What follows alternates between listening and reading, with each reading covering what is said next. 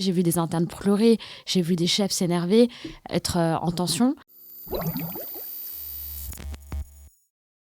Alors moi, on va dire, si je vais être totalement honnête, j'ai été étonnée des moyens de l'hôpital dès ma 2e année, dès que j'ai fait mon stage infirmier. Parce que déjà, à l'époque, les infirmières râlaient. Ensuite, pendant mon externat, c'était les internes et les chefs qui râlaient. Nous, en radiologie, maintenant que je suis chef de clinique, oui, j'ai vu aussi qu'on était en tension dans le sens où il y a de plus en plus de demandes d'examen d'imagerie. Il y a de plus en plus aussi de patients parce qu'il y a le vieillissement de la population qui fait que justement, ces gens-là ont besoin d'être soignés plus particulièrement.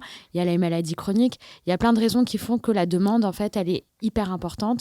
Et malheureusement, on le sait tous, il y a un manque de personnel soignant, que ce soit pour les médecins, parce que justement, avec le numerus clausus, eh bien, il y a eu un gros trou dans la formation des étudiants et que maintenant, on se retrouve avec des déserts médicaux. Et puis même pour les infirmières qui ont des conditions de travail qui sont très difficiles, ça donne pas envie de continuer dans cette voie. Et il y en a plein, en fait, qui arrêtent très jeunes leur fonction et qui font complètement autre chose. Donc je pense que clairement là-dessus, déjà, du point de vue personnel, on a des conditions de travail qui sont difficiles, qui font que justement, on donne pas envie aux gens d'être soignants, on n'est pas attractif.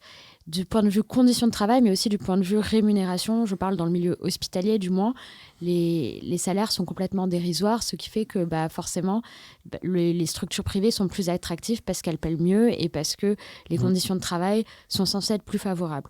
Donc ça fait qu'il y a un appel d'air de soignants. Qui dit appel d'air de soignants dit qu'on doit fermer des lits, car on n'a pas assez de personnes pour soigner les gens. Mais du coup, on ne se retrouve plus à faire de la médecine, on se retrouve à faire de l'organisation, de la structuration. Et ça, en fait, c'est pas pour ça qu'on fait médecine. On fait médecine pour soigner les gens, pas pour se retrouver à caser des rendez-vous. Donc c'est clair que oui, la tension, je la sens. Et puis on a vu aussi qu'il y avait eu des pénuries de médicaments avec l'amoxicilline. On a des lits qui ferment. Donc tout ça fait que forcément, on n'est pas dans la période de l'âge d'or de la médecine, quoi.